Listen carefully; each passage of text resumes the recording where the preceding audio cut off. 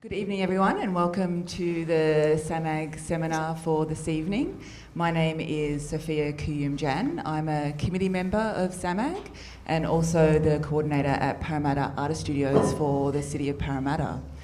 To begin tonight, I would like to acknowledge the traditional custodians of the land on which we gather, the Gadigal of the Eora Nation, and pay respect to their elders past and present.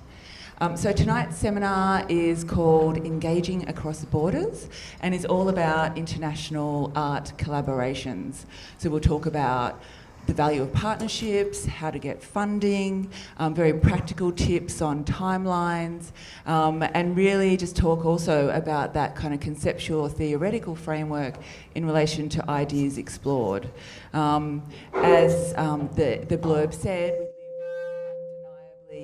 an undeniably globalised environment, and what does it mean to have an international dialogue in the arts? Okay, so we also have some video content to show tonight. So we'll just show that as we go along. We've got a great documentary from Ruckus and some video content from Artspace as well. So I'd just like to introduce our speakers for this evening. So we have, to the left of me, John Cheeseman, who is the director of Mossman Art Gallery. Welcome, John. Next we have Alexi Glass-Cantor, who is the executive director of Artspace Sydney. Welcome, Alexi. And then we have Digby Webster, the great Digby Webster, a co-founding member of the Ruckus Collective, as well as, of course, a member of the ensemble. And next to Digby is Alison Richardson. Alison is a director of Ruckus, as well as a co-collaborator for Ruckus. So welcome to everyone, and thank you for coming tonight. Thank you. Okay, now we're going to talk for about an hour and then have questions afterwards. So please, as we're talking, if a question comes to mind, please take note, and we'll have some good time at the end for questions. Okay, so to begin with, I wanted to start with a little fact. The Australian Council for the Arts released some research this year in June under the report called Connecting Australians, which stated that 3 in 4 Australians believe the arts are an important way to get a different perspective on a topic or an issue. So with that in mind, my first set of questions, I'd like to talk about what ideas or topics you're looking at in the international projects that you're generating and why they're important. Why did you choose to look at that topic at this particular time? And I think I might throw to you first, Alexi, in regards to 52 Artists, 52 Actions, and why that project is so pertinent to our times. We could almost show the video up front if you wanted. We can show just, the video. Just get it out of the way. Let's get the video going. And then it's the context, and then that answers the question, if that's cool. okay. All right, cool. So just by way of context while they're pulling it up, 52 Artists, 52 Actions, as I'll shortly describe in this 2-minute film, is a year-long durational online accumulative project drawing together socially engaged and political practice from across Asia. I'll describe in a moment in the video the breadth. We produced this video for a crowdfunder, a Kickstarter campaign we did earlier this year, but I'll tell you a bit of a story in the moment about how we got to the point that we decided to do to a Kickstarter campaign, and how we had to learn how to communicate why this project was relevant. So, yeah. Cool. All right. Hi, I'm Alexi Glass-Cantor, Executive Director of Artspace in Sydney, Australia, and I'm here with the Artspace team to tell you about 52 Artists, 52 Actions, a year-long online exhibition that will respond to the urgent political circumstances of our times. Across Asia, from Nepal to Turkey, Australia to Pakistan, Hong Kong to Samoa, this exhibition will see the creation of 52 new artworks in 52 unique locations. Every week for a year, we are inviting a different artist or collective with a politically or socially engaged practice to create an art action in their local community. Each artist will be given the keys to the 52 Artists, 52 Actions Instagram account for their particular week. They will use Instagram to document their action and share it with viewers around the world. My name is Anita Yu Ali. I was born in Cambodia, raised in Chicago. My name's Richard Bell. I'm born in Charleville, the southwest of Queensland. Namaste, I'm Itman Guru, an artist based in Kathmandu, Nepal. I'm Deborah Kelly. I'm from Melbourne. An action can be an artwork, a performance, a community event, a shared meal, an image, anything or everything that artists might use to communicate and build awareness of the issues of our times. I'm Pio Abad. I'm a Filipino artist. The artist's action can be invaluable in imagining alternatives and in finding creative methods to hold the powerful to account. There has never been a more important time for a project like 52 Artists, 52 Actions. Every day, headlines and news feeds intimidate with an increasingly troubled world, where profit and personal gain are seemingly placed above all else, and difference is feared. 52 Artists, 52 Actions aims to spotlight the unflinching voice of the artist and the belief that empathy and understanding are critical for a better future. 52 Artists, 52 Actions is curated and instigated by Artspace in Sydney, working with an extensive network of artists, collaborators and agitators from across Asia. Artspace has a 34-year history of presenting thought-provoking exhibitions and a reputation for initiating innovative opportunities for audiences to engage with contemporary artists and their practices. And we want you to be a part of this global and experimental effort to realise the commissioning of 52 unique artworks by artists that will amplify the voices of artists living and working today. 52 artists, 52 actions.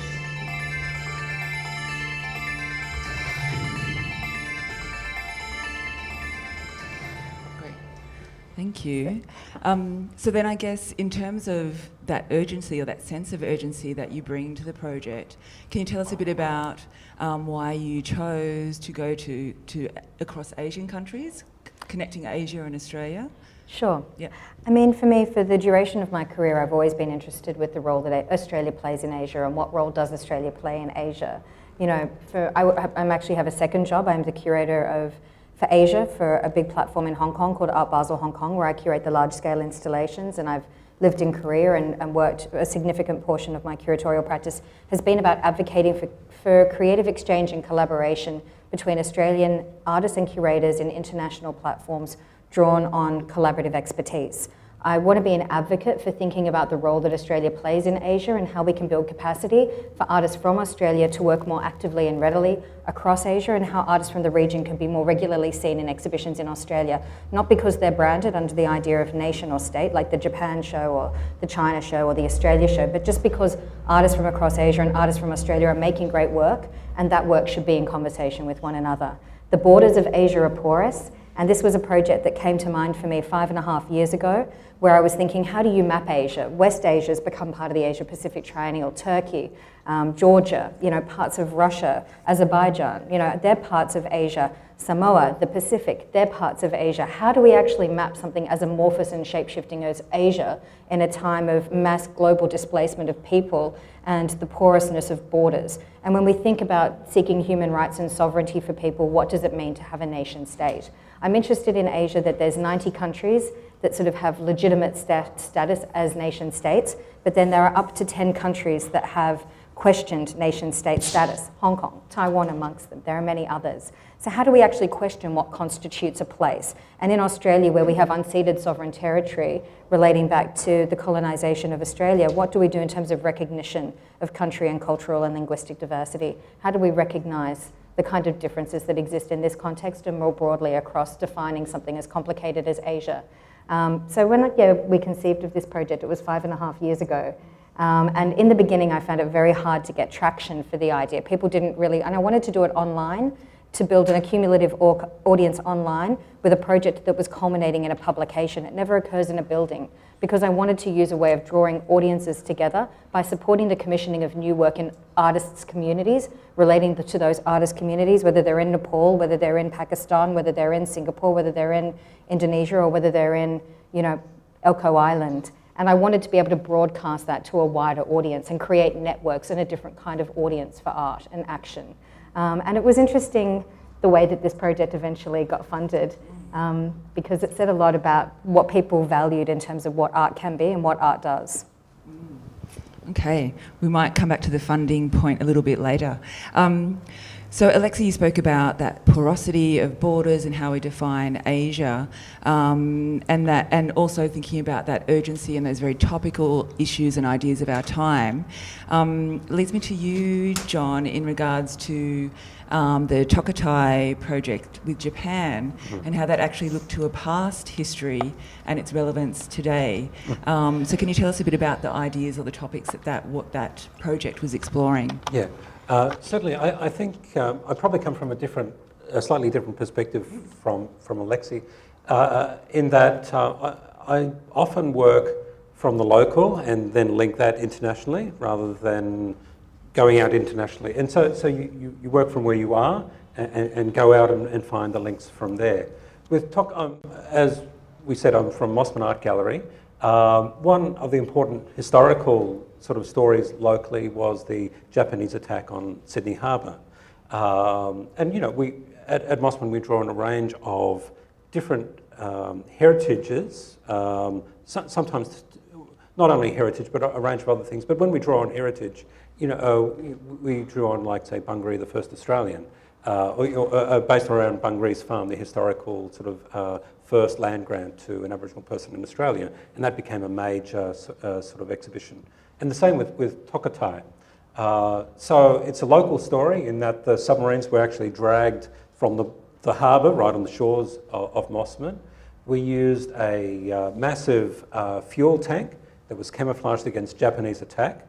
And this year it was the 75th anniversary of the attack on Sydney Harbour. And we wanted a range of responses that looked at that topic. And we wanted Australian and Japanese responses. So we've actually worked over quite a number of years. We worked with Japanese artists like Miku Sato, who we had in resident, and we brought her over for a 4-month period, so she actually lived on site and worked through that. We worked with Australian artists that had worked in Japan, and that had been part of, major works that had been part of triennales there, and that were readapted. So there was a large network that was made on Teshima as part of the triennale there. That was brought back and readapted. The net sort of metaphorically linked with the net that caught the submarines in Sydney Harbour. And more than 100 Japanese villagers had worked on that piece. And there was another piece too that we commissioned by Australian artist Michelle Belgiorno, who had also links with Japan. And more than 50 Australian artists or embroiderers and Japanese embroiderers worked with her to put together a new piece where the Senabari belts of the submariners were decorated with stories of and reflections on the war and what it meant, that particular sort of episode, and other types of messages from there. And there's a range of other things too. So it was a truly international collaboration, but again, working from the local and then going from where we are and seeing where the international connections are with that, and then making that happen and bringing the resources and the artists and the facilities. So it was an off-site exhibition as well. It was site-specific as well. So that was also an important part of that particular project. Okay. So then from, I guess, a project that looked at our military history in the past, and Alexi was talking about some very international, very current issues, maybe to you, Alison and Digby, about your project with Epic Arts and the Epic Encounters Ensemble. I know the project, part of the premise of the project was looking at hometowns and what it means to be an artist living in Sydney and what it means to be an artist living in Cambodia. So, from very international ideas, we come to a very personal perspective. Can you tell us a bit about that theme and those ideas that you're exploring in your international project? Go for it, Digby. So Diggs, do you want to talk about what the show was about, what Speed of Life was about, and why we went to Cambodia? Well, it's we connect with this BBC group out there called Epic Arts. And I know that there's a beauty group in Cambodia, and they are so friendly and very nice people. And we just got involved with them throughout it, but we just went out there and we, as a group of workers, we learned a couple new things out there, like we learned sign language, and we learned about how we want to make a show, like a bigger show for our family and friends down here. So we are making a new path on our drama group to go over there, and we, one of our friends likes the Sandman, so he covered himself in sand, and he's loving that. And then my role in that is I showing people who I am in real life. Like, I'm an artist, but those people over there don't know that, so I show that to them. And besides that, I'm a performer of that, but I like going over there and I try food. I never don't want to eat spiders because I know that in theory they do eat spiders, but I don't want to eat them. So, yeah. Thanks, Digby. Okay. So it was a lot about to do with time as well, Yes, wasn't it? yes. So, because we put on a show in 2011 called Seeing Me, Yep. and That's right. what myself and our choreographer Dean were discussing at the end of Seeing Me was how fast a production moves and how much we don't want to impose our ideas as directors or choreographers onto the guys. It's very much a collaboration, so we call ourselves co-collaborators, but how do we create that space in a very busy, fast-paced rehearsal room where everyone has their voice heard, and how do we not impose? And so we, at the end of that production, went, yeah, that's tricky. So then we, for our production into last year, Speed of Life, we sort of looked at that idea of not imposing and allowing time, and then how time is different across different cultures, isn't it? So our Western culture compared to the Eastern culture in Cambodia, and also the fast-paced nature of Sydney versus the more slower-paced sort of, they're more of a riverside kind of quieter town in the south of Cambodia. So we're looking at the similarities and differences. And also the similarities and differences also in disability as well, because those guys there that we were working with, Epic Encounters, they mainly were deaf, and had physical disabilities. Not as many had intellectual disabilities, so it was interesting sort of navigating that as well. And and a lot of the time it was Life Imitates Art, because there was a lot of time taking to communicate with people that are deaf and have a different a language other than English, and not using the Auslan that we might be, some of us, used to. So the communication and that sort of devising process took a long time, and that was interesting in itself. There was almost sort of about 4 levels of communication going on. So I'm interested now to talk about partnerships. So Alison, can you talk a bit about how Ruckus, a disability-led performance ensemble here in Sydney, ended up collaborating with the Epic Arts organisation and their ensemble called Epic Encounters? How did that partnership come into being? Yeah, well, it took a while. So I wanted to, when I was working at Accessible Arts years ago, was looking for professional development, and I wanted to do some professional development in a developing nation, and I didn't know where to go, what sort of disability arts organisations were out there. And then someone just happened to, was working at Moonlight Cinema, handed me a flyer and said, what about Epic Encounters? And I went, oh, they look interesting. And the good thing for me at that time too was there was an English-speaking person there for me to be able to just sort out all the logistics, because that can be a bit of a barrier. So I did 2 weeks volunteering at Epic Arts in about 2009. And then I also did a trip in Asia just for a holiday, but went back and visited them during my holiday to say hello and what partnerships can we maybe form and how can we make this happen. And then it wasn't until 2016, the beginning of last year, so that's kind of about 5-6 years of maintaining a relationship here and there and contacting them and getting support letters, that we were able to all go over. So 16 of us went over to Epic Arts at the beginning of last year. So it's just that relationship building. I mean, we weren't in touch all the time over those years, but certainly when there was applications that I could fill in for funding, I'd always be keeping that in mind and these guys in mind to be able to get us over there. So, yeah. Fantastic. And Alexi, I know that partnership relationship building is really key to the projects that you're rolling out. Can you tell us a bit about how you make sure you're approaching the right partners, how you identify those partners and how you build those relationships?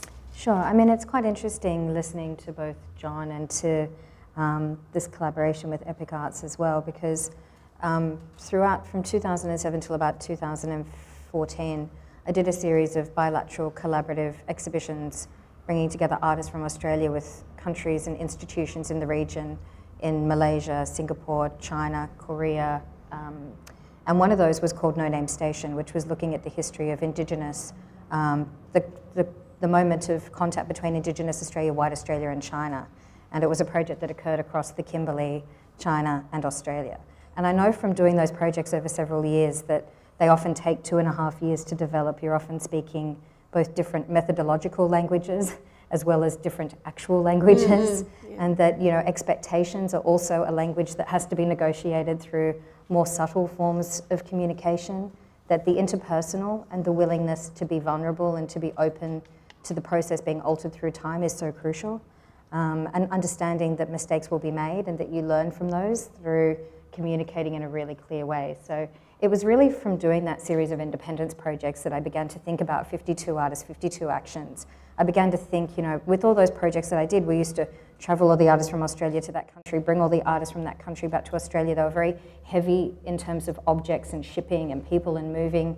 And I thought, how can I conceive of a project that doesn't actually require freight, but that actually allows the stories of context to be told by, thinking locally and connecting local ideas through a broader conversation. I don't think globalization has made the world come closer together. I think globalization has made us completely aware that the edges are much deeper than anyone was prepared to recognize earlier, and that every context has a depth of history that can't possibly be understood if you don't come from that context. So you have to try to be more respectful when you're working in these contexts than less, and not make any assumptions at all. So 52 was an interesting one. And in terms of partnerships, I kind of knew when I thought of this project, I was thinking about Instagram. I love Instagram. I studied photography when I went to art school. I made bad art, but I talked about it really well. I could excuse my bad art quite eloquently. So, that's a thing. I became a curator. And, Instagram for me being visually led seemed like a great platform in order to move across translation and language and context, and to be able to flex a bit of muscle, to be a bit cheeky in a definition of what Asia is, more expanded than the vernacular definition. So it was an idea I had when I was living in Melbourne. I couldn't get it off the ground. We did some proposals to Arts Victoria, to DFAT, kind of got a bit of we don't really understand what this is.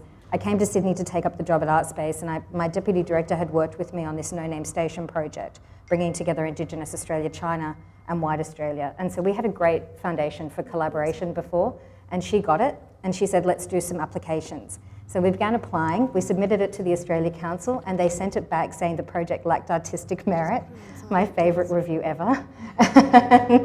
And we got the lowest score we'd ever received for a proposal. So it was really interesting that they couldn't see any artistic merit in what we were proposing. And so we decided not to become dissuaded. We went to Canberra, met with DFAT, had a long conversation with them. They were very close. Through my Hong Kong job, I happened to meet the director of visual arts for Instagram, because that exists, right? That's a job, who knew? And I met her name is Kristen Joy Watts, and Kristen said, Instagram will back the project if you can get it off the ground. We'll actually put it on our news feed and we'll profile it as a key project and draw audiences to the project. So that was an amazing partnership. I spoke to Thames and Hudson. They were looking for books, and they said that would be an amazing book. We'd love to produce a book at the end, an anthology of art as action across Asia. So I had these two great partnerships. I'm trying to still flog it to OSCO. I'm still trying to flog it to DFAT. I needed some foundation funding. The project probably cost about $150K to mount. And finally, DFAT was so close to signing, and then they said, do you think there's going to be political content? after about 6 months, and I'm like, hell yes. We tried to dumb it down and say that we were going to manage it, but really we couldn't. The whole project is a political time bomb because we're asking artists to broadcast the social, cultural and political issues of the context that they live in. Of course it's going to be political. So with DFAT we agreed probably wasn't the best fit for soft diplomacy, and we thought, God, we're just not going to be able to do it. And then Cal gave us $15,000 seed funding in January. And we kind of went, shit, it's not enough money to keep, but it's not enough money to give back. We can't really do anything with it, but we want to do it. So then we spoke to Kickstarter out of New York, and they said, we'll mentor you to do this campaign. And key for us in this project was paying every artist a $500 artist fee as a commissioning fee, because artists have to get paid. Even if you're broadcasting your action on social media, you get paid a fee. And that fee for us was $500 per artist, which in some countries across the region will be a great fee to be paying some artists. And so we did the campaign to raise $26,000, $500 artist fee per artist. Usually it takes 8 weeks to do a campaign on Kickstarter. I wanted to launch it in Hong Kong during Art Basel, so we did it in 4. That was the second take of the film. The first take of the film, it looked like a hostage situation. It was kind of horrible. We'd never done anything like it before. They were like, but what's the project about? And through doing the campaign, we learned how to articulate the project. We launched the campaign and people loved it. It was kind of crazy. Within 2 weeks of a 5-week campaign, we'd hit our target. We ended up raising $38,000 instead of 26. I really hate neoliberalist structures like Kickstarter where artists have to provide rewards. I think it creates this economy of giving that I don't really like. And so what we were able to use as our reward was sponsorship of the actions, which was great. So it means the artists don't have to service philanthropy. And we were able to raise the money, and it was really, and then other partners, Sydney Festival, Wesley Enoch contacted me and said, I want to get on board. So now we're launching the project in October this year with Sydney Festival. The project goes live in December this year. It runs till December next year. UNSW have come on board as a partner. A design group out of Melbourne called Fabian Garato Design are giving us $80,000 worth of pro bono design support for building the website, because the website is really elaborate as an accumulative archive of artists' action. And we've managed to raise the money by pulling together partners and by hanging on to something that to the Australia Council had no artistic merit. Wow, you really got creative with your funding streams, which is fantastic. Tenacious. Sure. And I think that diversity of income streams for international projects can be really, really important. For the projects that you've worked on, John, where have your funding streams come from? Have there been some interesting contributions? Well, of course, you get money wherever you can, and you're always looking for money. And one of the things, any director or anyone that runs a cultural institution is always after the cash. And it's not always easy to, as Alexi says, like a lot of the times people don't get it. They just don't get it. And when you're writing grant applications, they go to panels that you can't explain the nuances, and often it doesn't get through. So for instance, with the Bahanian project, we thought, oh, maybe we can get some of the Catalyst money. We met with the director of the department. They liked the idea and all that sort of thing, but eventually it came to nothing. Like eventually no money from federally in that way. Create, or Arts New South Wales as it was then, we had a similar story. So just a little bit about that project too, because what we were trying to do was something that really hadn't been happening before. It's in many ways, in some ways, of course, nothing's new, but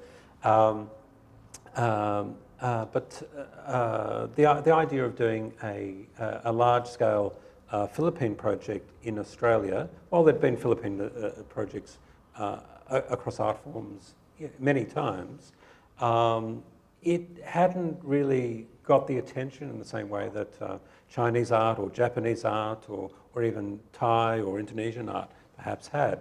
And so it was this gap, if you like. Dr. John Yu, who was the former head of Vis Asia at the Art Gallery of New South Wales, is on my board, and he said, we really should do something about the Philippines. And he'd tried, so he said, to work with the Art Gallery of New South Wales for 15 years to get up a project. And it was always, oh yes, we'll do it one time, we'll do it one day. But anyway, nothing had sort of come from that. So went with Dr. Yu, we went and saw Sahanya. It had been a change of guard at the art gallery. And Michael Brand and Sahanya were terrific, and they were actually quite open to the idea of working together.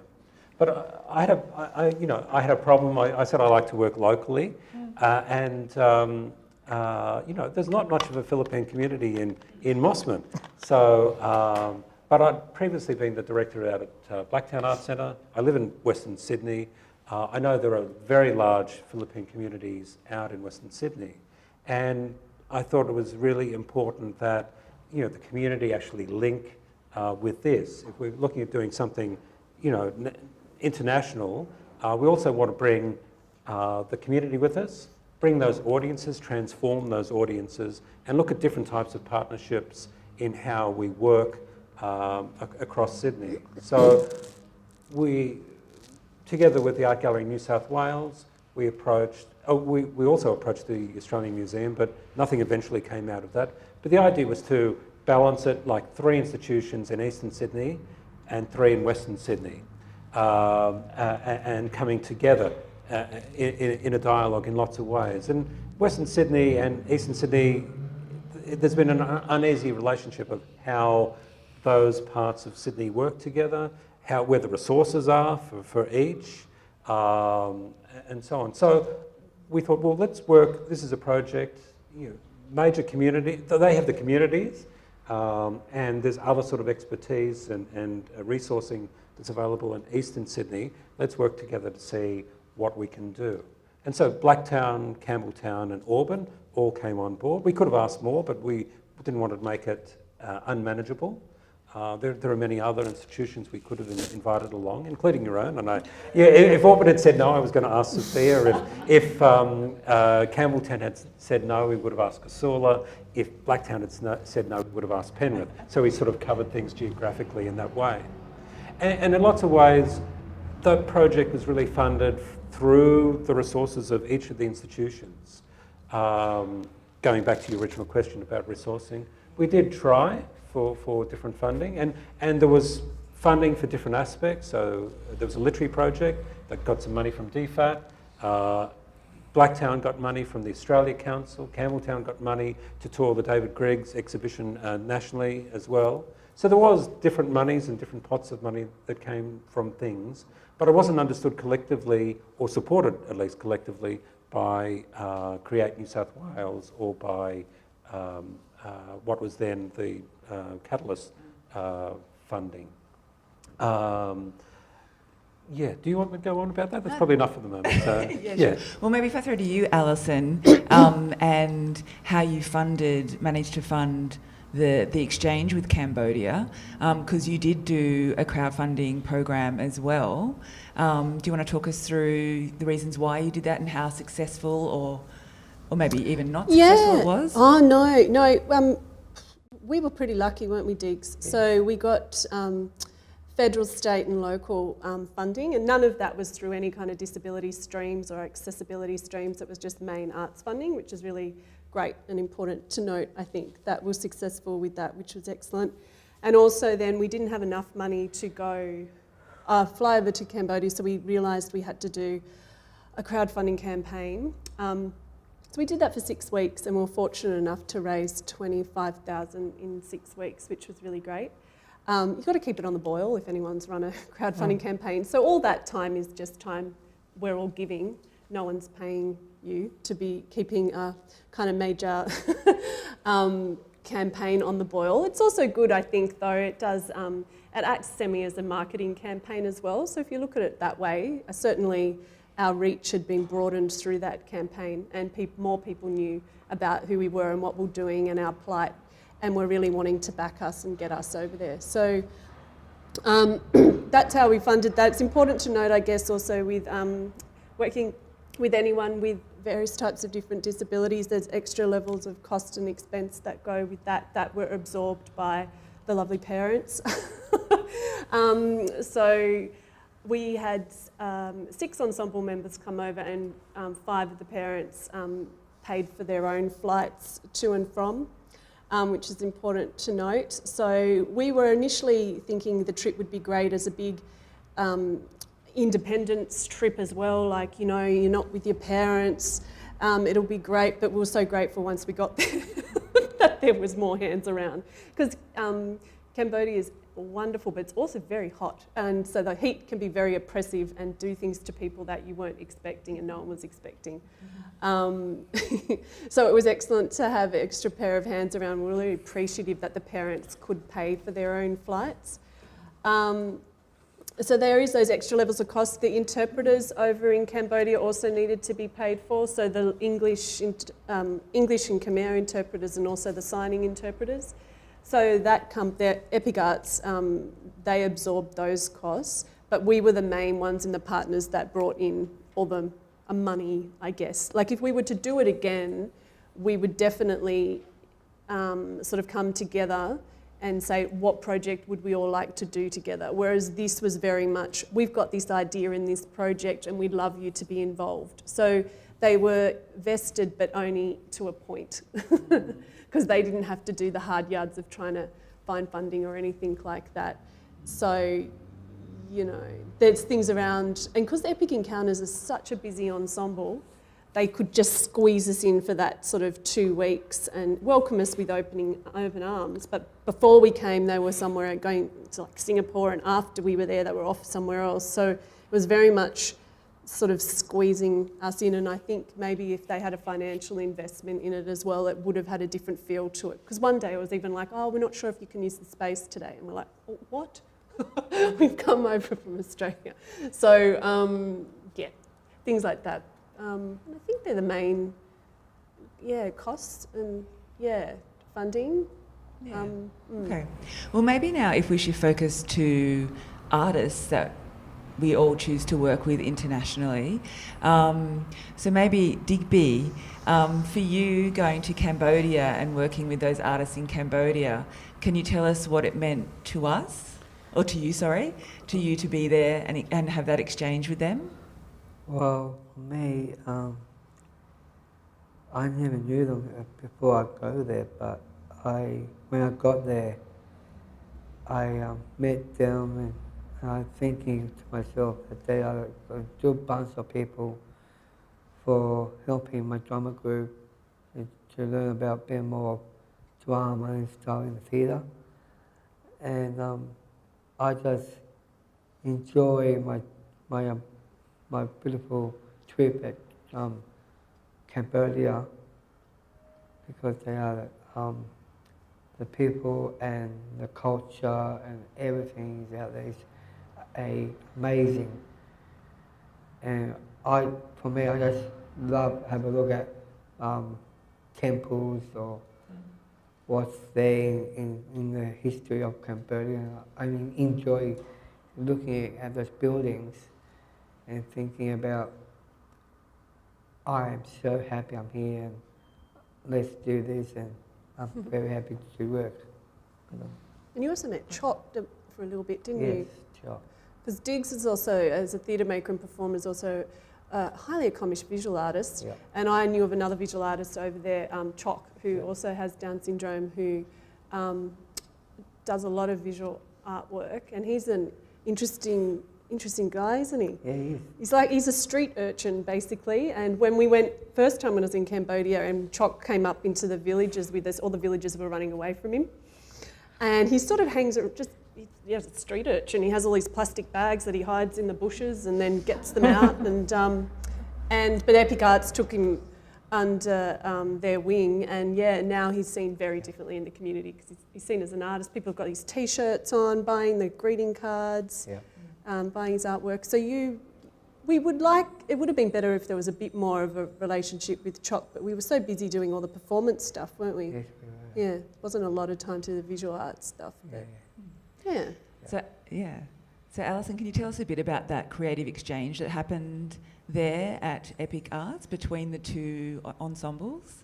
Yeah, well, we worked with 2 other groups that they have there at Epic Arts, and you guys are doing co-facilitate workshops. Yeah. So there was younger students there that go there, attend there every day, doing various different art programs. And so we were running mainly movement workshops with those guys. Yep, and then the main group we're working with were Epic Encounters. And so a lot of it was led by our choreographer, Dean, because they're primarily, I guess, more movement artists and dancers there. And so we worked together for 2 weeks with our video artists and our movement artist, Dean, and we went on lots of different excursions. Can you remember where we went? Diggs? Where was one of them? I think we went to Orange. Oh, no, in Cambodia. Oh, sorry. Can you remember where we went on the tuk-tuks? Oh, yes. We went out... Phnom Penh. Phnom Penh, well, we started in Yes. Phnom Penh, didn't we? And we took some footage there because it was very different in Yes. Phnom Penh, very busy compared to Camp Hot. And then we took some footage at the beach, at Kep Beach, and that's what you're talking about. James in our ensemble, he's developed a character called Sandman. Yep. And so we were using all the, covering him with sand and everything in the beaches in Kep. Yeah. And we filmed that and then used some of that footage in the final performance. Yeah. And then we went to Bokor Mountain. Yes. Remember the old casino on top of a big Oh, yeah. mountain? And we Yeah. did perform. I mean, it's amazing. You can just go into these old, disused, fantastic buildings. Yeah. And we just did a lot of shooting in there. And Yeah. also one more by the river at sunset. Oh, yes. Yeah, remember that one? I remember that. Yeah. And so we took a lot of footage and then came back and worked out how we were going to use that in the show. Yeah. So, Fantastic. yeah. Cool, thank you.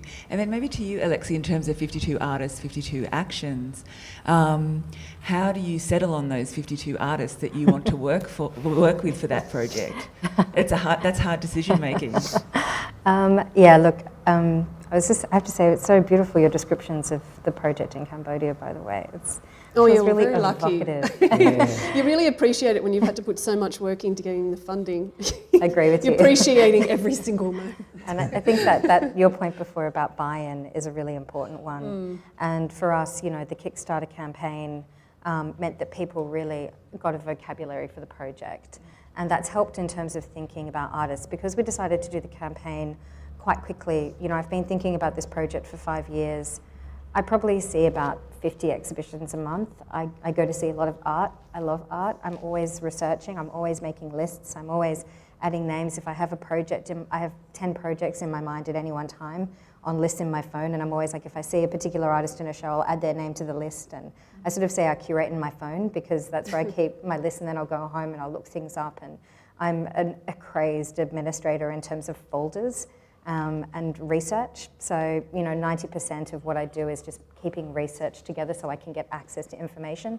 So with 52, when we decided to do the Kickstarter campaign, Kickstarter were pushing us to choose the 52 artists up front. And I said, I don't want to choose 52 artists and then not get the project funded. If we didn't raise the fees, then the project wouldn't go forward. I don't want to email those 52 people and say, this is not going ahead. So we chose 12 artists. We chose them across generations. Made sure that there was gender diversity, made sure that there was cultural and linguistic diversity, wanting artists from places that are recognisable. So Samson Young from Hong Kong, who just represented Hong Kong at the Venice Biennale, Richard Bell, who's a very senior Indigenous Australian artist, through to an emerging artist like Hip Mangarang out of Nepal, Rabia Nasir from Pakistan, a collective from Bandung in central Java in Indonesia called Tramarama, Anita Yul Ali. In the video, we actually asked the artist Pio Abad from the Philippines. We asked these artists are artists who are working in an international context. They're working locally, but also working outside of that context. Their practices have a specificity in terms of excavating the social, cultural, and political circumstances and contexts of their country or culture of origin, but that draws through their practice in a very different way, and it can manifest in sound, in performance, in painting, in photography, in banners. It can manifest as activism, and so we want that breadth. When we got funded, we now have my list of 200 artists I've collated over 5 years. We actually got an intern from UNSW to work. I have my whole team on board as a curatorium. I'm not interested in a curator as the author as curator. The person who chooses the artist isn't always the curator. Being curatorial is the way a project is delivered. It's about the ethics and generosity and collaboration through the process. So my whole team is part of the curatorium. Wesley Enoch, we've invited him to be part of the curatorium. We've invited our graphic designer, Fabio Angarato, to be part of the curatorium. And we've invited Thames & Hudson to be part of our collaborative curatorium. And we're having a meeting in 2 weeks. Sorry, I'm like rambling on here.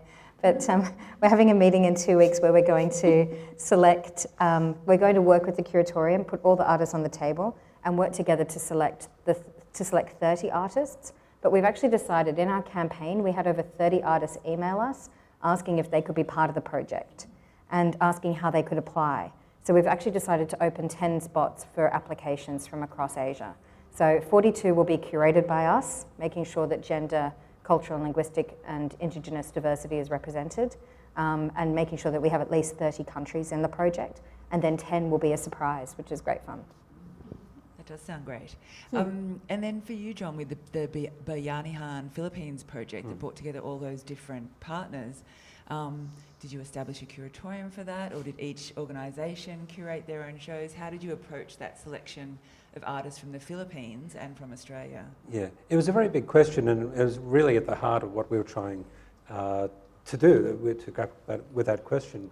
Because we've worked on other projects in the past where there's one curator across many institutions, but we decided to take the opposite approach to that with this, in that every institution would be responsible for their own curatorial program, but we would make sure that we were fully informed and we'd talk about the issues and the audiences and the types of artists that we were looking at, so that we were meeting regularly. It wasn't a formal curatorium in that way, but it was certainly an ongoing dialogue to make sure, well, to ensure that we weren't doubling up, that we weren't cutting each other's grass, if you like, and that we had different but complementary sort of aspects of our program. And not only with the core program in terms of what was going to be exhibited, but also with the public programming and even the timing of things as well, so that things would run on as well. There were some common things. We had common links with the Consul General and the Office of the Consul General of the Philippines. We worked closely with all the partner organisations. We were working with the University of the Philippines, and we were working with the Museum of the Philippines as well. And in fact, the Museum of the Philippines was going to be a major part of the Art Gallery of New South Wales's exhibit. And they were going to bring out all the treasures of the Philippines that had never been seen in Australia before. And just with the politics in Manila, the new president who would have to sign off these things leaving and a couple of other things, it just became impossible. So what was going to be balanced, a show with the Art Gallery of New South Wales being the only institution that could bring out these treasures, if you like, suddenly that disappeared. And we all, in some ways, became contemporary responses to the Philippines and the different aspects. So then there was another, with the Art Gallery again, we're looking what everyone else was doing and then put in a program that complemented and extended that programming. And I went to the launch of the Bayanihan project at the Art Gallery of New South Wales, Yes. and I was surprised by how many Consulate General officials or representatives were there. Yes. Can you talk us through that role of diplomatic ties in an international project and how important they are to recognise here in Sydney? They're important until they're not, and they're important until they're a hindrance. We were talking about Tokatai before, and Alexi was talking about the difficulties with DFAT and soft diplomacy and things like that. If you're dealing with issues that are difficult for a diplomatic corps, then you have to proceed without that sort of support. So, for instance, with Tokatai, we were dealing with war, which is fine in Australia, but dealing with the Japanese, where the war is still, the Second World War is still an everyday issue for them and a political issue. And so it's a very sensitive matter of how that's dealt with. And the embassy, the Consul General and all are very much reluctant to engage in that way. But with Bayanihan, it's much more an exploration of the Philippines and more general of celebrating their culture, making it relevant and accessible. And at that opening, there was consul generals or diplomats from Japan and Indonesia and the Philippines and virtually every Southeast Asian country. China, I think, was there as well. So it's quite significant in that way, and it was great to see that respect that the other consuls were paying to the diplomatic, to the initiative in that way.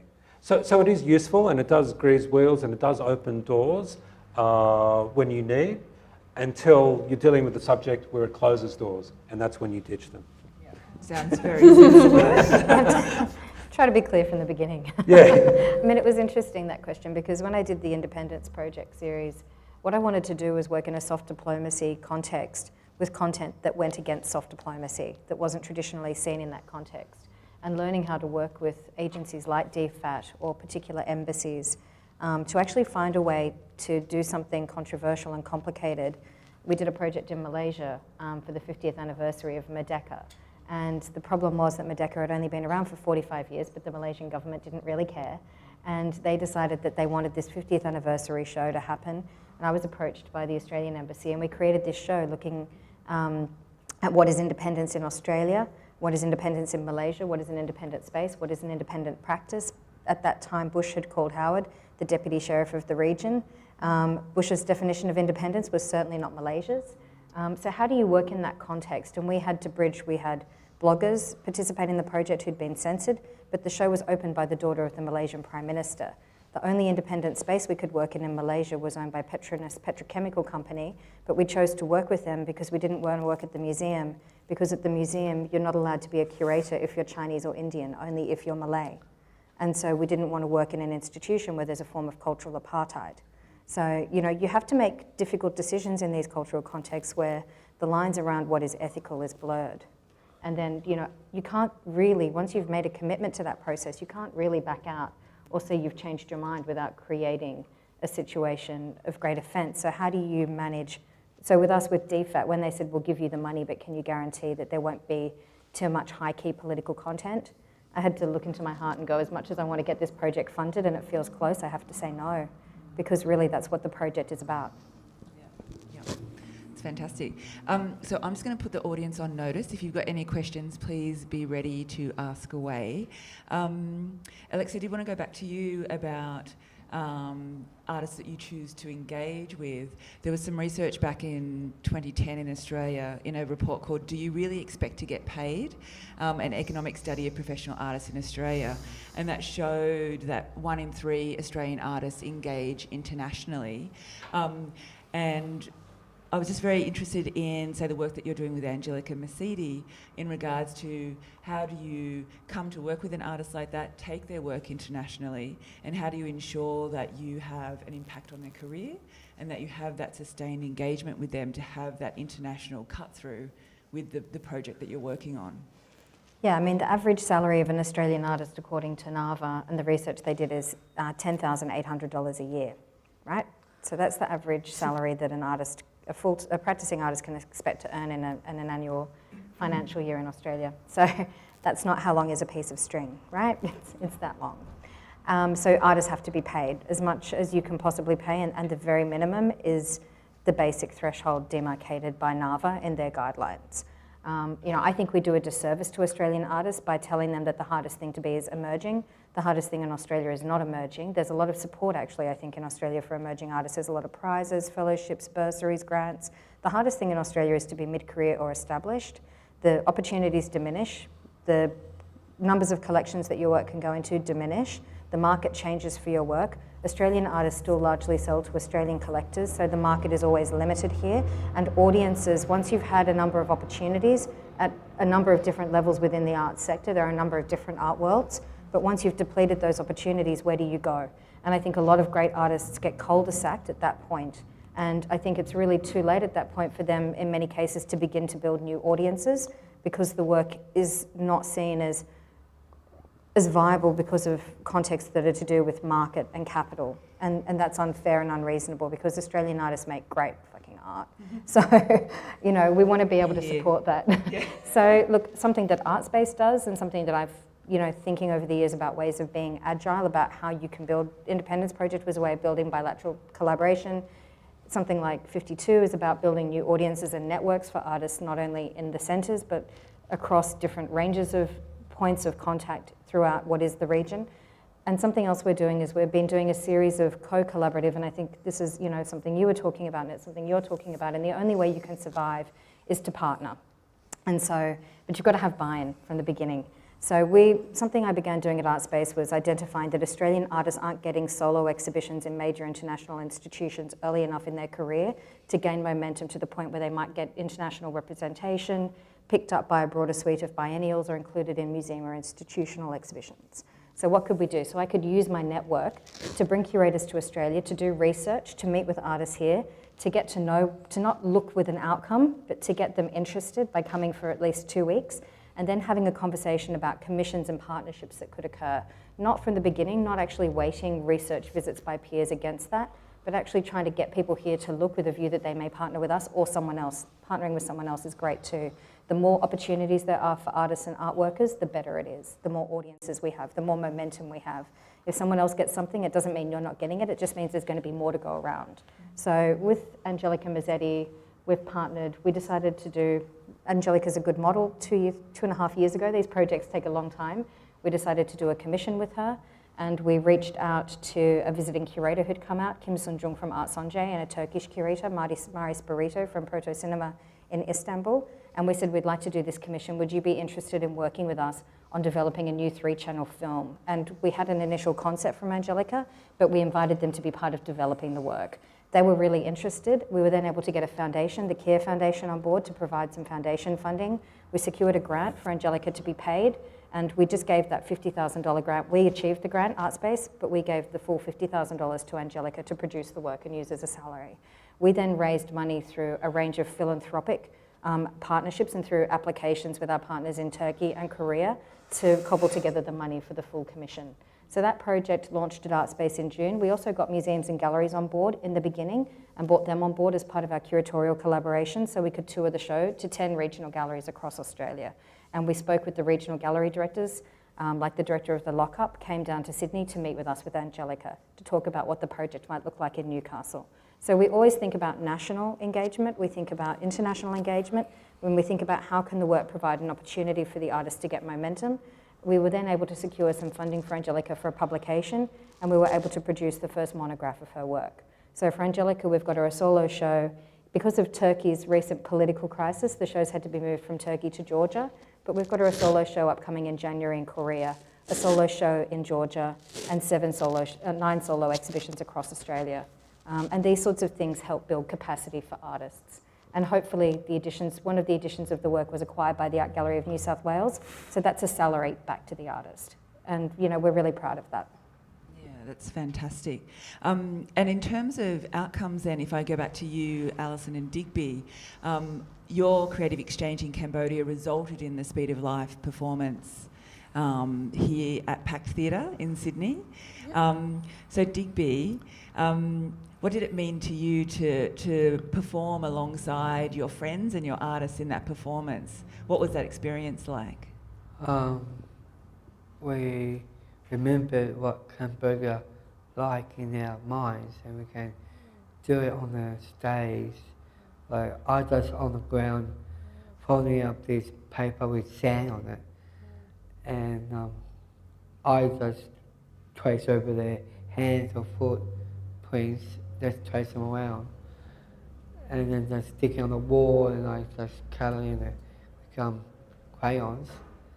But it's just like showing people how you walk on the ground. How in Cambodia they need to know where you your foot against your palm, your hand, or palm your foot on the ground like sand or something like that. And our other friends, they do like they do the Sandman, and my friend Jerry was upstairs bossing me around because when I'm working here, he just telling me to get back to work, and I try to do something like sit down, have a glass of water or something, and not listen to him, and we just do our own.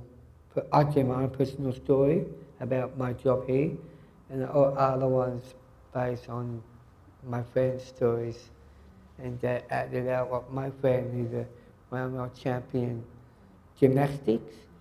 So I'm just happy to meet him in the group, but he's amazing, and it's with him and all our friends in our group. He's well, what I'm saying is like we're all invisible lives, so not my lives, they're not theirs, and we're all following in our own lives and doing it ourselves in the stage and showing how we connected to Cambodia. Yeah, it was a really beautiful performance. I was fortunate to see it. Alison, can you describe to us how that international collaboration really came to the fore in the final production, that bringing together of imagery from Cambodia and those different cultural rituals or symbolisms that came together in the final production? Yeah, I mean, one of the images one of our ensemble members, Rachel, had, it was sort of like a treatment of a film script. She was a prolific writer, Rachel, and she would always bring in different bits and pieces, and so it was always my task to go, it's all great, what are we actually going to choose? And one was, you know, a figure walking down a dark corridor, images flash before her, and then she reaches the end of the corridor and there's a light and then the door slams. And I'm like, oh, that's amazing, Rachel. That's going to be a great opener for the show. Let's use that for the opener. And the images then we chose were images that the video artist was able to capture of you guys in workshops in Cambodia, some of the scenery of Cambodia. And so we were able to select all those different images to use that would complement the ideas that Ruckus were bringing. We also had one where one of the dancers was dancing on the beach in Kep, and then Chris, who Diggs was just talking about, who's a really great gymnast as well, so he's very physical and a great physical performer, was able to mirror that dance that he was doing on what Rot was doing on the beach as well. So we recreated the beach in front of him, and so we had that kind of that connection and that that we wanted to keep going throughout the whole show. Audrey also was interested in. Can you remember what Audrey spoke about in her monologue? Can you remember or not? No. Yeah, that she was wanting to, wanted to be able to trust someone and open up to someone and fall in love with someone, and so there was a connection there a little bit with one of the artists in Cambodia as well, so we kept that going through the show. But I mean, it's difficult when you're not, as I said before, not wanting to impose, and so you come back with all this footage and going, well, you know, we're not going in as directors going, we want this shot, and this shot, it's going to be this. We're like, it's just a big experience, and you have questions and provocations, and you're just bringing out, and the guys are adding what they're adding, and everyone's adding, so it becomes this big sort of creative idea generation period, which is wonderful. But yeah, you do come back to Australia with all this footage going, okay, how are we going to pull this together cohesively? So, but I think we managed to. Yeah, what do you reckon, Diggs? I like It was all right? Yeah. Great. Do we have any questions from the audience? Surely there's a question brewing amongst you. Otherwise, I'll just go into my back pocket of questions. Yes. Alexia, are there any red faces at the Australia Council? I don't know, actually. You know, we haven't asked them. I mean, it was pretty interesting. I mean, it was really interesting when we got that feedback that the project really had no artistic merit. I think our score was 32 out of 100 for the project in their rankings. I mean, I've been very successful with projects over the years with the Australia Council, so, you know, and at that time we already had Instagram on board as a partner and Thames and Hudson. And it was really good for us to go, you know, what is the art in this project? How do we communicate to people what the ideas are? You know, there's a lot of risk in this, you know, like you're describing, you know, what's the content? You know, we're going to hand over our keys to an Instagram platform every week for a year and trust the artist in Nepal to produce a project that will be broadcast to our audiences on social media, and we have to trust that that project is going to be relevant, is going to be appropriate. We're commissioning the new work, but we don't know what the new work is.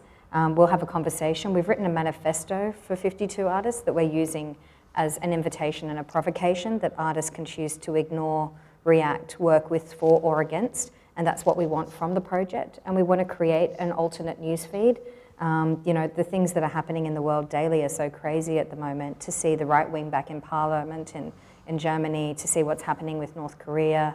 You know, we're going to get really interesting responses. And the way that we use our phones in the morning to just check the news, for people to be able to use this project as a way of checking in with what artists are reporting from their local context is a really interesting proposition. But I don't know, you know, some projects, who knows, there's a lot of risk in this project because some may really work and some may not. And that's kind of great too. I suppose what I mean to say is, what does it say about the efficacy of the Australian Council? I think it's tricky, you know, when you're, there's been durational projects, there's things like One Day Sculpture Project or 30-day cinema projects. There are durational curatorial projects that exist as kind of benchmarks, but there's no project like 52 in terms of being a year-long accumulative project, bringing together this range of commissioning in a geo-mapping kind of format with the breadth of practices that we're looking at. We can't really find a similar project anywhere at the moment. And so how do you communicate a new idea? I don't know that it's an indictment of the Australia Council so much of just how do you communicate an idea that's uncertain? And that's really interesting with our funding agencies where people are so oriented to, or we're also oriented towards outcomes and thinking that you begin with the outcome and then work backwards with the steps to reach the outcome. And that's, you know, you sort of try to do that because that's how you want to corral the funding. But sometimes you have to begin with, you know, this outcome's going to be porous, but we need this investment in steps in order to build capacity to create outcomes. And that's something quite different than what we're funding at the moment. And I suppose that's the shift away from funding infrastructure. You know, if infrastructure for your organisations is funded and supported at a level that gives your staff the capacity to take risks, then you'll take risks and build capacity with what you have. But if operations aren't supported, then how do you have the foundation to invest in risk? Because you really need every outcome to succeed.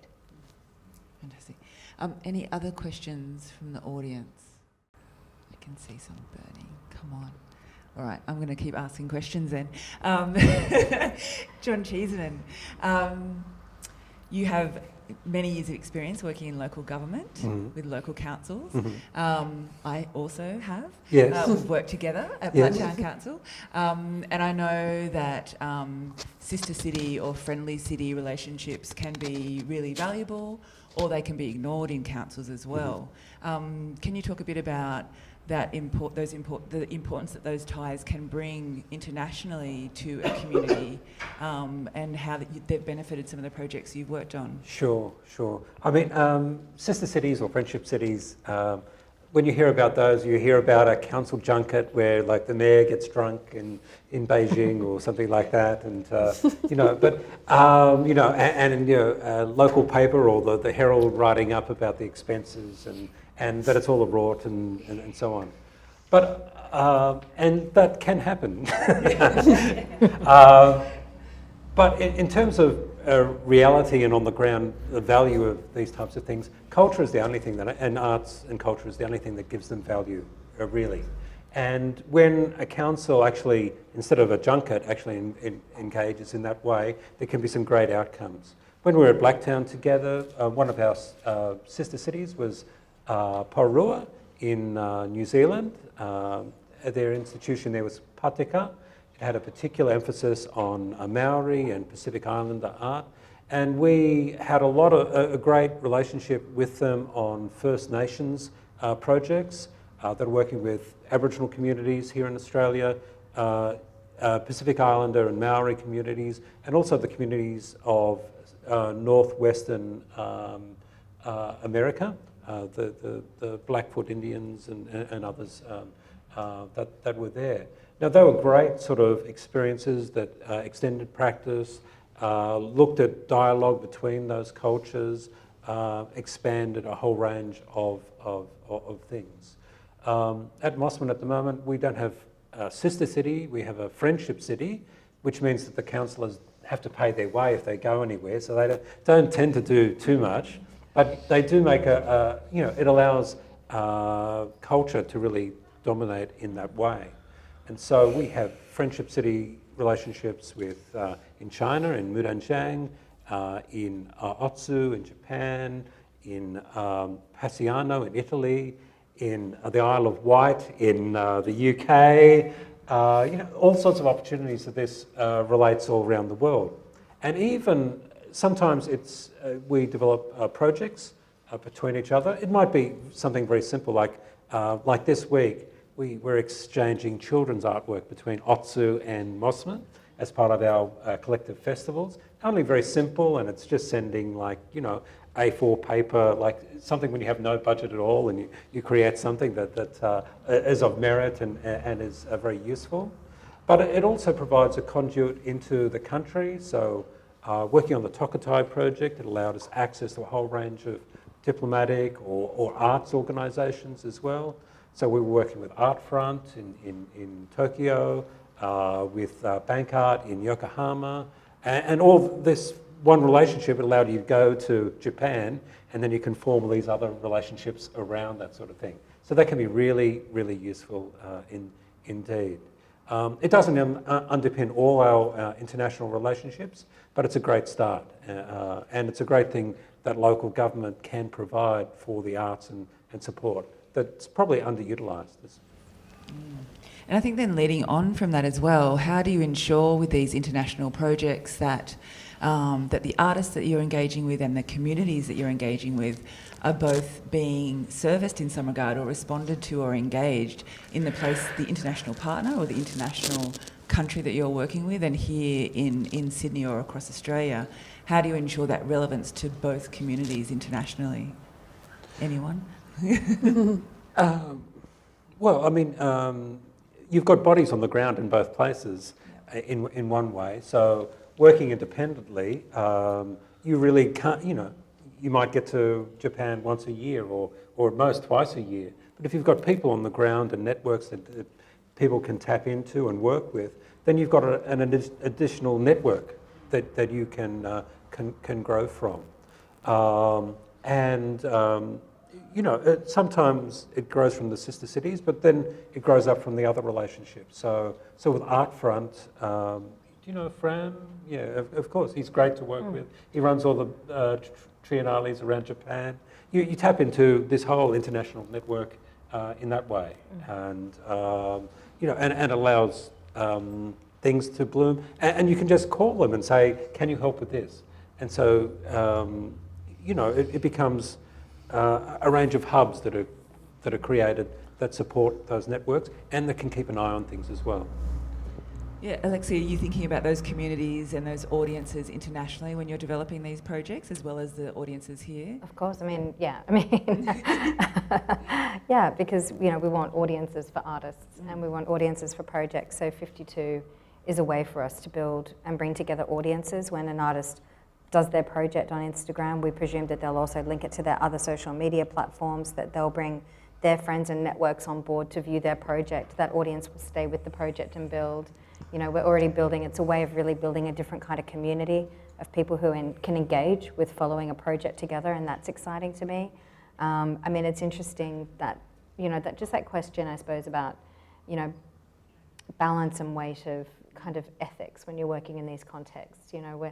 We're working, when I did the No Name Station project, bringing together, looking at the history of contact between Indigenous Australia, China and White Australia, we were looking at a particular site in the Kimberley where the Chinese were living on the plateau before the white fellas were out there, and they would trade vegetables from their kitchen garden for bushmeats with the Gidja. And in the 1880s, the landowners came in and massacred almost all the Gidja and a number of the Chinese on the land, and the place was called the Massacre in the Chinaman's Garden, and referred to by the Gidja elders as No Name Station, because you don't say the names of site of sorry business. And we did a residency, we formed a partnership with a peer institution in China. This was a show for an anniversary of Australia and China. And we actually went out, myself, the curator from China, the curators that we were working with in the Kimberley, and a curator that I was also working with in Melbourne. We went out and we met with the community, with the Gidja community, to ask about the protocols for when we came out with the artists from urban centres were Brooke Andrews, Sally Smart and Newell Harry, and we were bringing 4 artists from Beijing. And we asked, what are the protocols? And the community said, please don't go into town after dark. We don't want people to see what's happening in community. You can stay at the art centre, but we don't want that happening. And they set a range of rules and protocols. And a week before we went to China, our collaborator from China, he was a curator of both Scottish and Chinese heritage, his father passed away and he had to withdraw from the project and didn't come. And he sent a surrogate from the museum who had no buy-in, who wasn't interested in what we were doing. All he wanted to do was try to get internet. We nicknamed him Wi-Fi because he wanted to try and get onto chat rooms so he could cheat on his wife while he was away overseas. And so we're in community with this guy, and the Chinese artists, we're relying on him for translation. We had lost the person who'd been to community with us previously, and this tension arose throughout the week between the Chinese artists who were used to dealing with this idea of ethnic minorities as part of the educational system in the Chinese art schools, and Australia, which has a very different history of post-colonial occupation and a relationship to sovereignty. And a lot of tension came to pass between the non-Indigenous artists from urban centres, and Brooke Andrew, who is Indigenous, between the artists from the urban centres and the Chinese artists, which culminated in a huge fight at the end of a Jumba that happened on our last night in country. And it was such an interesting project because we had to question our good intentions. The Chinese accused us of a range of things, saying that, what we were doing was a form of white guilt, and we had to try and have this discussion about what is a difference between a colonial history and a history like China. And that was a conversation we wouldn't have had if the co-curator from China's father hadn't passed away. We would have gone on this project, he would have translated all the nice things, everyone would have got on nicely. But that crisis actually forced a conversation that was really important, which was what was motivating us. And we brought that to bear in the publication and exhibitions that we did, and because of that we were able to draw more from the project. So I think, you have to sometimes, and having the Australia Council, as disappointing as it was to be told the project had no artistic merit, my ego took a hit. I have to say that it really forced me to think, just because we think this project is good doesn't mean it's good. And we have to ask ourselves why we're doing things all the time, because it's not just good because it's a good idea. It might not be any good. And it forced us to actually think more laterally. And I think that's good. Yeah, cool. And Alison, I'm so curious, after the success of Speed of Life and the exchange with Cambodia, are you thinking internationally again for Ruckus? We'd like to. I mean, the problem is what you were just saying then. Operational infrastructural support, we're independent, so we have no operational infrastructural support. So it's really difficult. I don't draw a wage or a salary or anything to run Ruckus. And Ruckus, Ruckus get paid when we have performances and when we go and work regionally and they act as co-facilitators, they get paid then. But and when we have project funding, they don't have to, you don't pay for the workshops or anything like that. But it's come back where now we're in a position where, the guys are trying to find funding to fund us to run workshops, and it just becomes difficult, unfortunately. So we'd love to maintain our international partnerships, but we're just at a bit of a sort of unsure of how we can keep going when there's no support to keep a company going. So that's unfortunately the position we're in. But yeah, in an ideal world, definitely we would be wanting to go back over or get the guys from Campot to come over to Australia.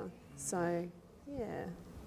Yeah, fantastic. All right, well, I know we're at 7:30 and I know Alexi has a plane to catch to head to Japan. Oh, wow. So she needs to get home and pack. So if there are no further questions from the audience, I am going to thank our fantastic panel for such a great discussion. We heard so many great ideas and, from talking about fighting, from like museums pulling out, from, there's a lot of tension, but also a lot of success and really exciting engagement. So it's been a really fantastic discussion. So thank you to the panel. Oh, thank you guys for coming. Thank you. Thank you. Okay, and thank you to the audience for coming. Please keep your eyes on the SAMAG website for our next seminars in October. We're heading west to Parramatta Artist Studios for a seminar, and then also holding and Newcastle. Fantastic. We're going regional, Western Sydney. We keep it local, but we also go afar. So yeah, stay tuned for what's up next in October for SAMAG. So thank you all for coming. Thank you. Thank you. Thanks, Thank you, Sophia.